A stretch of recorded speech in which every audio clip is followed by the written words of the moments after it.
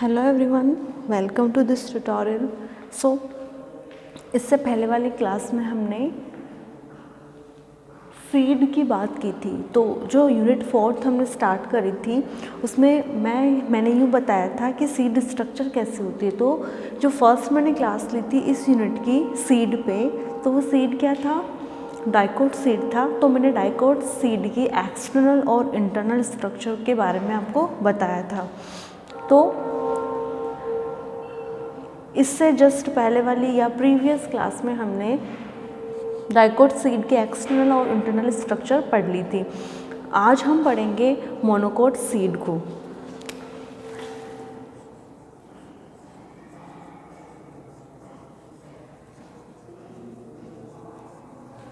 एक बीजपत्री बीज,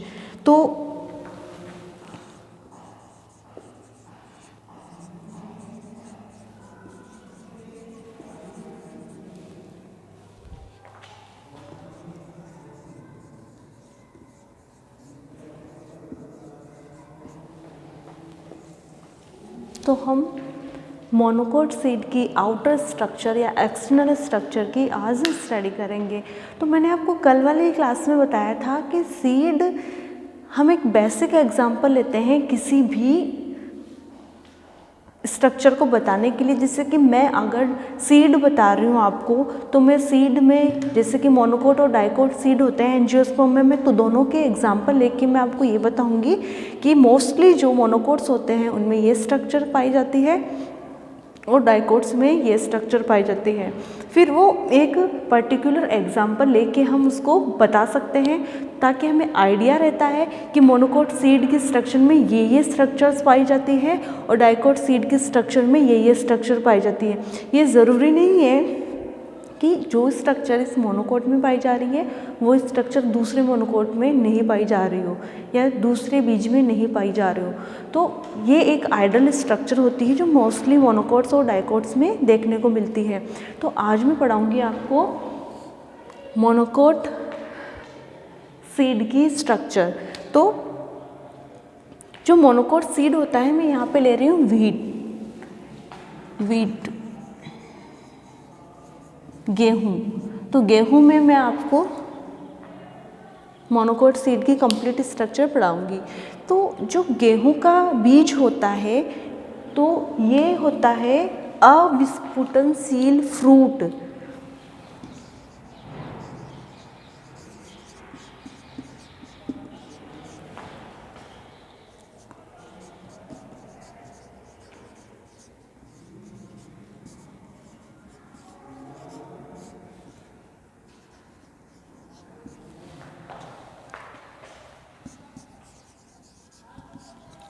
तो मोनोकोट सीड में मैं गेहूँ पढ़ा रही हूँ। तो गेहूँ की स्ट्रक्चर हम का अध्ययन करेंगे तो हम देखेंगे कि जो गेहूँ का जो बीज होता है वो कैसा होता है, कैरियोप्सिस फ्रूट या अविस्फुटनशील फल होता है। ठीक है, तो गेहूँ के बीज को कैरियोप्सिस या अविस्फुटनशील बीज भी कहते हैं या अविस्फुटनशील फल के नाम से भी जाना जाता है।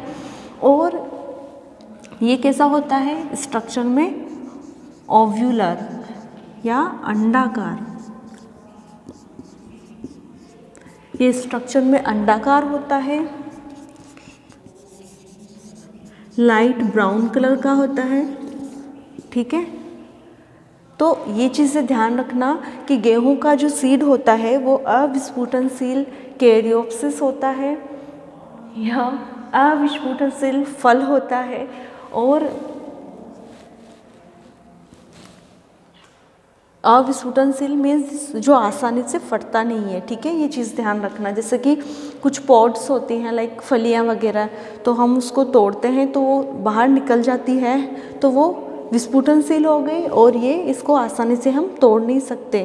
ठीक है, अब देखो इसकी जो शेप होती है वो ओव्यूलर या अंडाकार होती है और ये लाइट ब्राउन कलर्ड होते हैं। जो मोनोकोट सीड होता है इसकी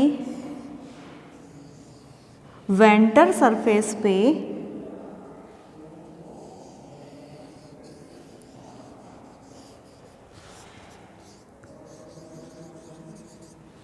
क्रीज मीन्स खांच। ठीक है, तो जो मोनोकोट सीड होता है यानी कि गेहूँ, तो गेहूँ के दाने पे या गेहूँ के सीड की वेंटर सरफेस पे मीन्स ऊपरी सतह पे एक खांच पाई जाती है। इस खांच को क्रीज कहते हैं, ठीक है। तो ये खांच पाई जाती है जिसके एक सिरे पर छोटे छोटे हेयर्स पाए जाते हैं, ठीक है। तो ये जो गेहूं का कैरियोप्सिस होता है या गेहूं का जो सीड होता है, इस सीड का कलर लाइट ब्राउन होता है और इसकी जो वेंटर सरफेस होती है, इस वेंटर सरफेस पे एक तरफ तो एम्ब्रियो होता है और दूसरी तरफ हेयर्स होते हैं, छोटे छोटे जो इजीली दिखाई नहीं देते लेकिन होते हैं, ठीक है।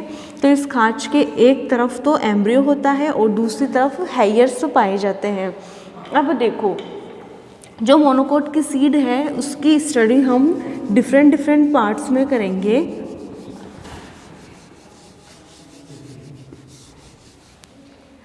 फर्स्ट है सीड कोट, सेकंड है एंडोस्पर्म, थर्ड है aleurone layer and fourth one is embryo. तो जो एक बेसिक मोनोकोट सीड की स्ट्रक्चर है, तो मैं यहाँ पे एग्जांपल मैंने गेहूँ लिया था, तो वो ओव्यूलर होता है, उसके ऊपर एक वेंटर सरफेस पे एक खांच होती है जिसके एक तरफ छोटे छोटे हेयर्स होते हैं और दूसरी तरफ एम्ब्रियो पाया जाता है। तो अगर हम इस मोनोकोट सीड का अध्ययन करें तो सबसे आउटर मोस्ट जो लेयर होती है वो होती है सीड कोट। तो सीड कोट क्या होगा कि ये पेरिकार्प के फ्यूज होने से बनी हुई संरचना होती है। तो ये जो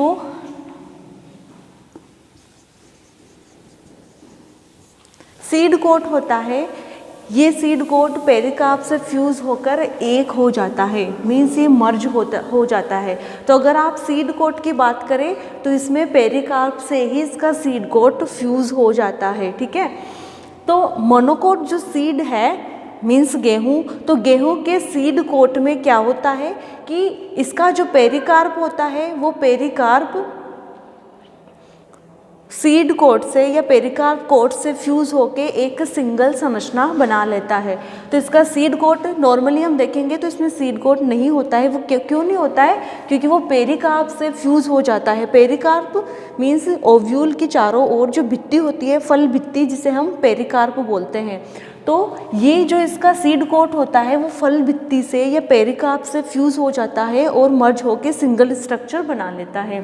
फिर आता है एंडोस्पर्म पे। तो सीड कोट के ठीक नीचे एंडोस्पर्म पाया जाता है। ये इसका मोस्ट इम्पोर्टेंट पार्ट होता है।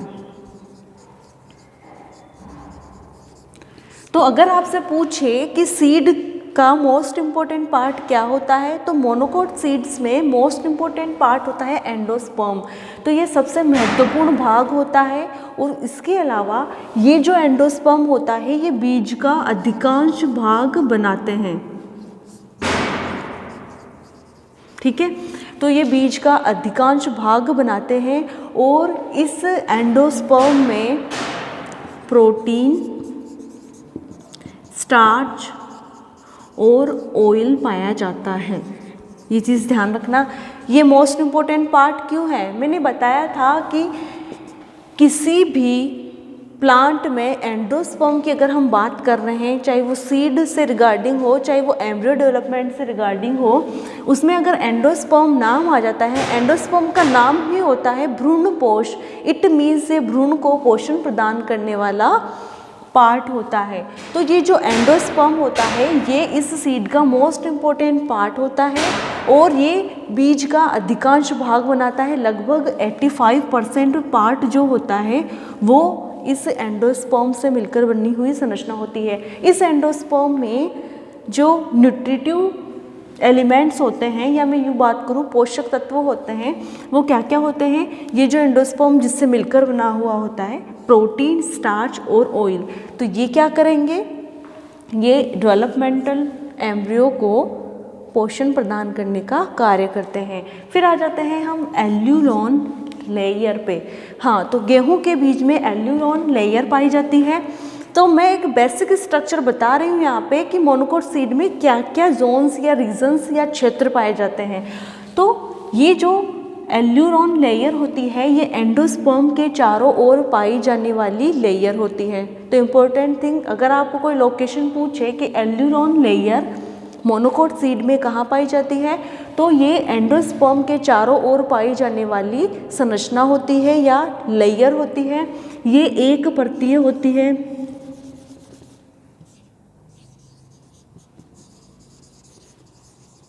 ठीक है, ये एक परतीय होती है और आपकी बुक्स में दिया हुआ है कि ये एक कोशिकीय भी होती है। ठीक है, तो एल्यूरोन लेयर एंडोस्पर्म के चारों ओर परिबद्ध रहती है या एंडोस्पर्म को कवर करने का कार्य करती है, और ये इसके चारों ओर पाई जाने वाली लेयर होती है जो यूनी लेयर्ड और यूनिसेल्युलर होती है।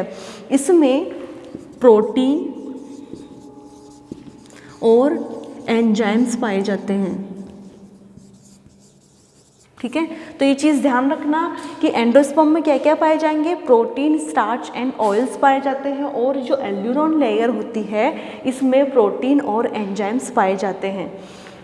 अब देखो एम्ब्रियो। तो ये जो एल्यूरोन लेयर होती है इसके एक तरफ एम्ब्रियो होता है। तो एम्ब्रियो की अगर बात करूँ तो मैं इसमें सबसे पहले बात करूँगी इसके सीड कोट की। तो एल्यूरोन लेयर के एक तरफ या एंडोस्पर्म के एक तरफ एम्ब्रियो स्थित होता है। जैसे कि मैंने शुरू में बताया था कि जो गेहूं का बीज होता है उसमें वेंटर सरफेस पे एक खांच होती है जिसके एक तरफ छोटे छोटे हेयर्स होते हैं और दूसरी तरफ एम्ब्रियो पाया जाता है। तो बीज में एक तरफ एम्ब्रियो पाया जाता है, और मोनोकोट सीड में जो बीज पत्र या कोटाइलिडन्स पाए जाते हैं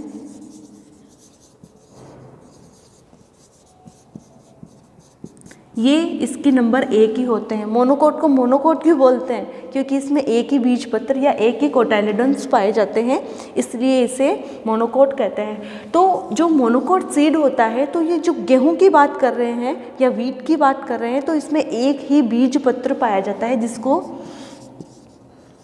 स्कूटेलम कहते हैं, जो थोड़ा ढाल की शेप में या हासित होता है। ठीक है, हासित फॉर्म में। तो ये जो इसमें एम्ब्रियो पाया जाता है ये बीज के एक तरफ होता है एल्यूरोन लेयर, और एंडोस्पर्म के साइड में थोड़ा पाया जाता है, और इस एक बीज पत्र को या इस सिंगल कोटाइलिडन को स्कूटेलम कहा जाता है। तो अगर आपसे पूछे कि मोनोकोट्स में कोटाइलिडन्स को या बीज पत्र को क्या कहते हैं, तो इसको स्कूटेलम कहते हैं। ये चीज़ ध्यान रखना। ये जो स्कूटेलम होता है, इस स्कूटेलम के अंदर एक तरफ तो प्लूमूल होता है और एक तरफ रेडिकल होता है। तो जो प्लूमूल होता है उसको कोलियोप्टाइल सुरक्षित रखता है, और जो रेडिकल होता है उसे कोलियोराइजा एक स्ट्रक्चर होती है वो इसको सुरक्षित रखती है।